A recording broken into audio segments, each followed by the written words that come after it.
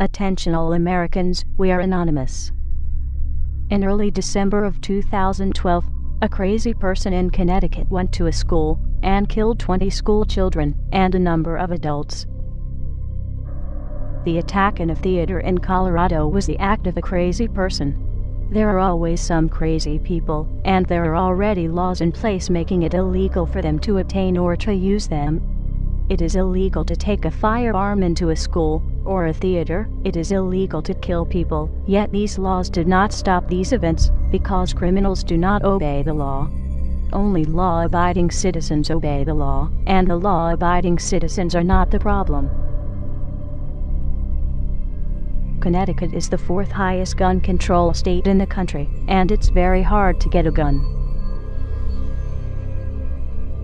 Chicago and New York have the highest crime rates, and each has had total gun bans for years, yet gun violence increased.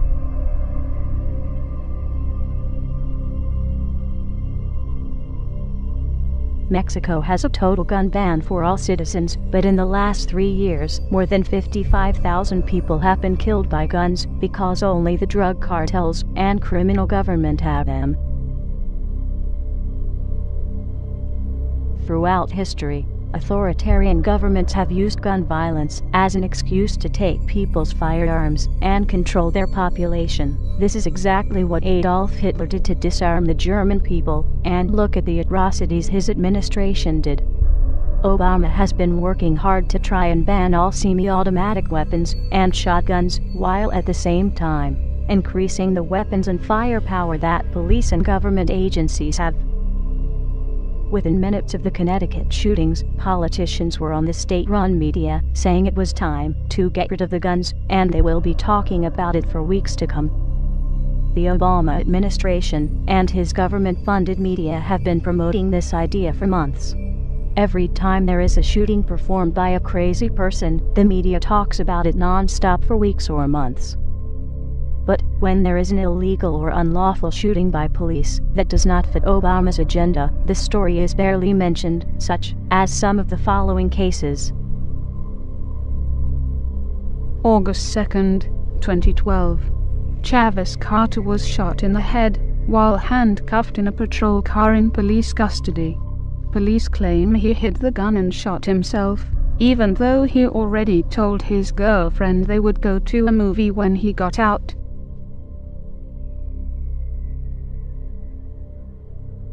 January 2009.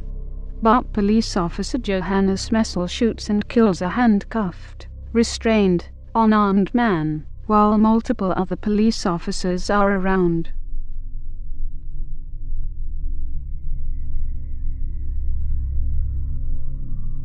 August 2012. A man at the Empire State Building has killed a co-worker, and the police showed up and unleashed a hail of gunfire at the man, killing him, and the police bullets also injured many pedestrians.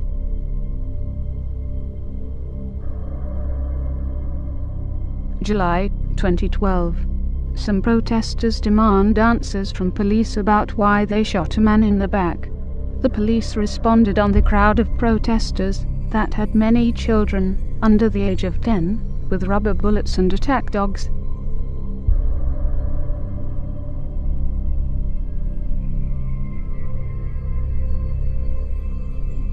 These stories got barely a whimper out of the press, and certainly did not get the coverage of several weeks, even though they are just as newsworthy. In addition, are the other major violent crimes where firearms were not even used. August 2007, Connecticut. In a home invasion, a wife and 2 children were murdered. The wife and youngest daughter were also victims of sexual assault. Only the husband survived, and he was badly beaten.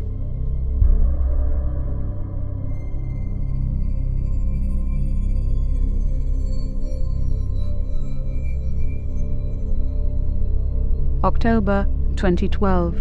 A mother and her 2 children were brutally murdered in California home. The suspect did not choose a firearm.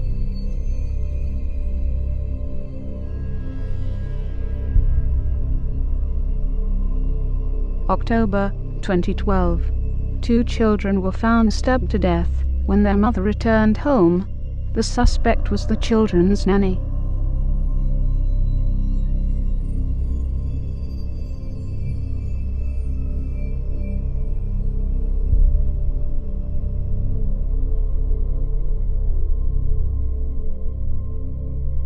September 2012. Siblings' throat slit by intruder.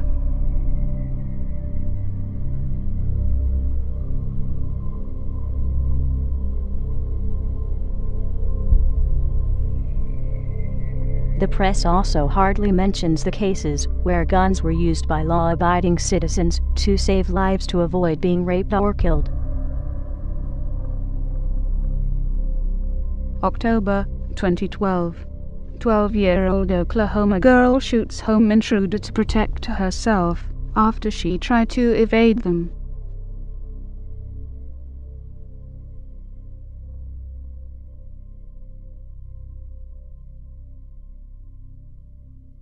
January 2012. 14-year-old boy kills intruder when a gang of 4 men break into his house, where he was alone with his 17-year-old sister.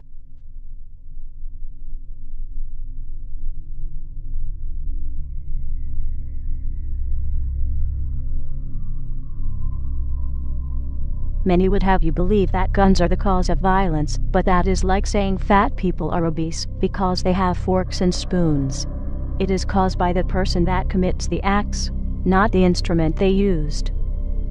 If guns were the cause of the violence, then the police would be committing more violence with guns and would need disarmed instead of being more heavily armed. And the military and National Guard should never be used to perform law enforcement duties. Other Anons and many other people, including Alex Jones and many others, have provided lots of evidence over the years to these facts. It has been known, predicted by many for several months, and in some cases years, that Mr. Obama's intentions are to confiscate all firearms, or at least as much as he can, to make it easier to usher in a fascist police state, to establish a one-world government, and under a one-world currency system. It was a tragedy in Connecticut, where the school children were murdered by a crazy person, and, as we have demonstrated in this video, there are countless cases where the press did not report on it as much, because it was not on a political agenda. How dare Mr. Obama soil their memories, and who they were, and are, by using this and other events for his own purpose. Guns have been used to save lives, and could have been used to save other people. Mr. Obama would have you believe that guns are the cause of these crimes that CNN, Fox, and the rest of mainstream media talk about so much, but it is hardly mentioned when the crimes are committed by authorities that are ever increasingly armed. Mr. Obama will tell you he needs to get guns out of the hands of criminals, but he will be taking them out of the hands of law-abiding citizens, while the criminals will still have them, and will have other means of inflicting harm. The law-abiding citizen will be helpless. Those that were saved by guns will become victims. And those that could have been saved by guns will have that history repeated, as others end up raped and murdered.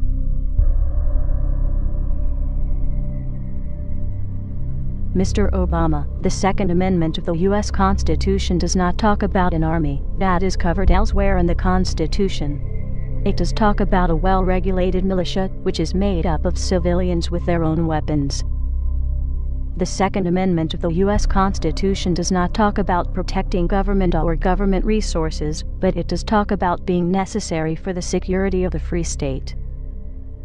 The Second Amendment of the U.S. Constitution does not say a single word about hunting or sport, but it does say, "The people's right to keep and bear arms shall not be infringed."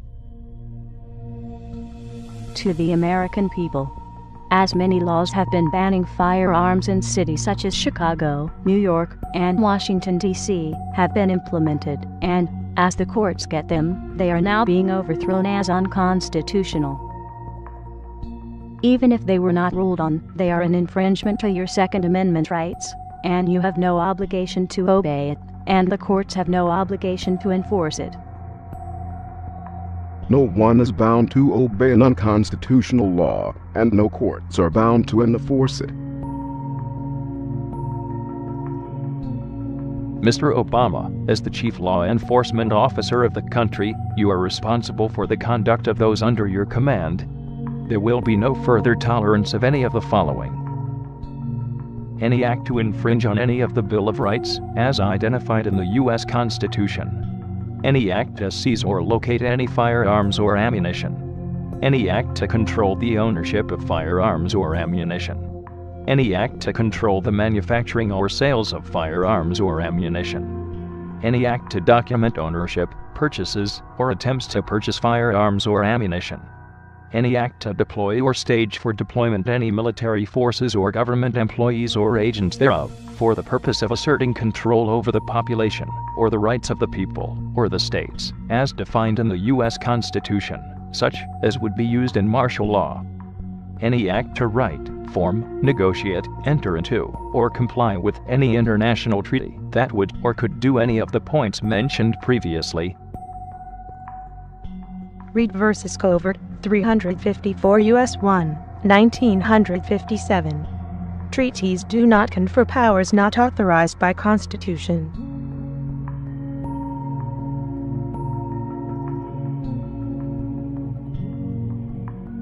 Any action taken by you to attempt to perform those acts, or similar acts, as interpreted by the American people, or any attempt by you to skirt your responsibility to the true office of the presidency, will be viewed by many people as your willful act of insurrection and treason against the American people, as those acts would be willful disregard of your oath of office.